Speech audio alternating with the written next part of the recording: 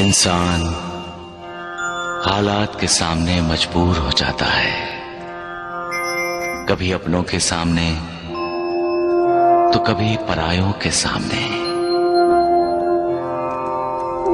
इंसान को मजबूर देखकर कभी कभी मालिक भी मजबूर हो जाता है,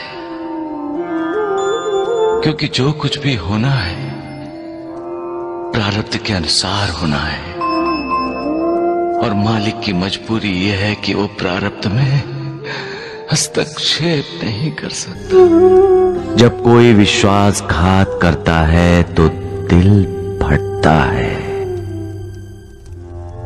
आंखें रोती हैं। पूरे संसार से ही नहीं, मालिक से भी विश्वास में दरारें पड़ जाती हैं। लेकिन मालिक पर अपने विश्वास को कभी डोलने मत दो। हालात कितने भी बुरे क्यों ना हों, मालिक का साथ होगा तो सारी मुश्किलें हल हो जाएंगी। राजा हरिश्चंद्र की मिसाल तो सबके सामने है। राजपाट, धन दौलत, राजमहल सब छिन गया, यहां तक कि उसकी बीवी और बच्चा भी उससे अलग हो गए। फिर भी राजा हरिश्चंद्र का विश्वास नहीं डगमगाया, कभी सच्चाई का साथ नहीं छोड़ा। सच क्या है?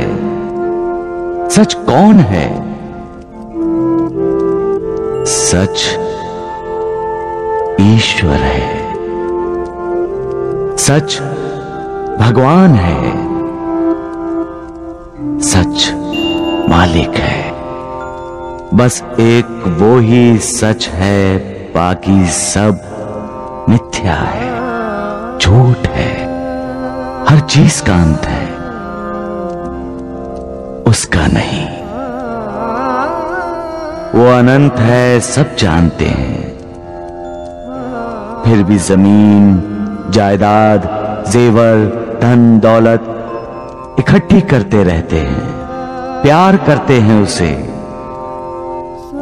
हालांकि सब जानते हैं पैसा इंसान को लालची बनाता है, स्वार्थी बनाता है। फिर भी पैसा पाने के लिए इंसान विश्वासघात जैसा पाप करता है। प्यार करना है तो मालिक से करो। वो प्यार करो जिससे श्रद्धा जागे, वो प्यार करो जिससे विश्वास पैदा हो, वो प्यार करो जो पुण्य दे। वो ही पुण्य तुम्हारा उद्धार करेगा।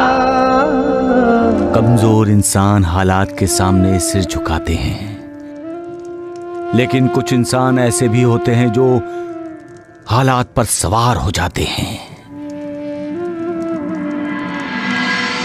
बाजी, हालात के सामने मजबूर होकर बच्चों को अपने से अलग करके उन्हें त्याग देना, ये फैसला गलत था। माता पिता को अपने बच्चों को हालात से लड़ने की शिक्षा देनी चाहिए, हालात के सामने मजबूर होने की नहीं। हालात के सामने मजबूर हो जाना ही पलायन है।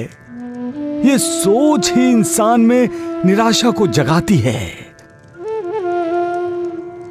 आपके बेटे और बहू ने बच्चों को त्याग देने का फैसला लेकर अपने बच्चों को कौन से संस्कार दिए मां जी? मां जी, हर इंसान की जिंदगी में बुरे दिन आते हैं। जिंदगी बसंत बहार नहीं है।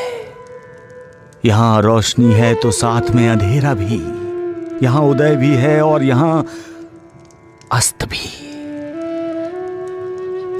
यहां दुख भी होते हैं और सुख भी। यहां कुदरती सूखा पड़ता है तो सूखी भावनाओं का भी पड़ता है अकाल। माझी अकाल पड़ना एक कुदरती व्यवस्था है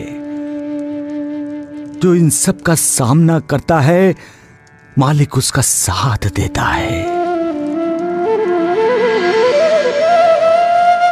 जो हालात को मात देने की कोशिश करता है, मालिक की कृपा उसी को ही मिलती है। उसको नहीं माजी जो हालात से भागता है, हालात के लिए मालिक को दोष देता है। मालिक की कृपा उसको नहीं मिलती है माजी।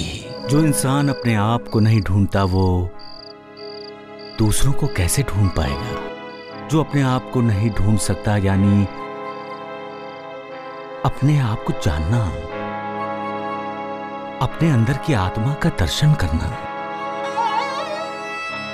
अपने अंदर ज्ञान का जो प्रकाश है उससे अपना जीवन प्रकाशित करना। जब अपना जीवन प्रकाशित हो जाए तब दूसरों की खोज आसानी से की जा सकती है। कोई मिसाल दे सकते हो तुम? एक तपस्वी साधु का शिष्य था।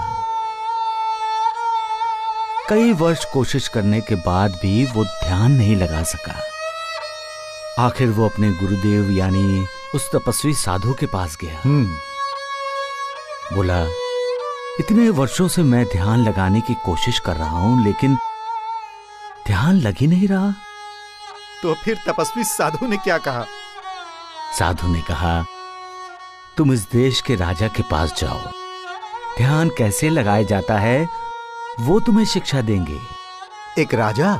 हाँ गुरुदेव। वो राजा के पास गया और जाकर उसने देखा कि राजा तो मदिरा और मदिराक्ष में डूबा हुआ है। हाँ गुरुदेव, ऐसा ही हुआ। नर्तकी का नृत्य देखने वाले राजा को देखकर शिष्य लौटने लगा। तो राजा ने उसे रोका और जब उसे यह पता चला कि शिष्य को साधु ने भेजा है तो उसने शिष्य को कहा कि अब आए हो तो हमें आतिथ्य सत्कार का अवसर दो, यही? बिल्कुल ऐसा ही हुआ गुरुदेव। आराम शिष्य ने कभी देखा नहीं था। उसे देखने को मिला, उसे अनुभव करने को मिला और रात के भोजन के बाद जब उसे भव्य और ऐश्वर्य संपन्न शयन कक्ष में सोने को मिला तो वो जी भर के सोया होगा और क्या? नहीं गुरुदेव, शिष्य एक पल के लिए भी नहीं सो सका। क्यों? क्यों नहीं सो सका? क्योंकि जिस पलंग पर वो लेटा था उसके ऊपर एक बहुत नाजुक धागे से एक तलवार लटक रही थी। ऐसा लगता था किसी भी वक्त धागा टूटेगा और तलवार सीधी उसके सीने में घुस जाएगी। कहानी का ये मोड़ अच्छा है साईं। सुबह हुई, राजा आया। उसने विनम्रता से पूछा, महात्मन आपको नींद तो ठीक से आई ना? शिष्य ने कहा, राजन इस लटकती तलवार ने मुझे रात भर सोने नहीं दिया। सोना चाहता था, नींद भी आ रही थी, लेकिन बार बार लटकती तलवार याद करके आंखें अपने आप खुल जाती थी। तब राजा ने क्या कहा? राजा ने कहा, मान्यवर ध्यान ऐसे ही किया जाता है। ध्यान करने के लिए आंखें बंद करके पद्मासन लगाकर बैठना ही आवश्यक नहीं है। ध्यान का अर्थ ही है सोते, जागते, उठते, बैठते, हर पल, हर समय उस पर ब्रह्म परमात्मा का स्मरण करना।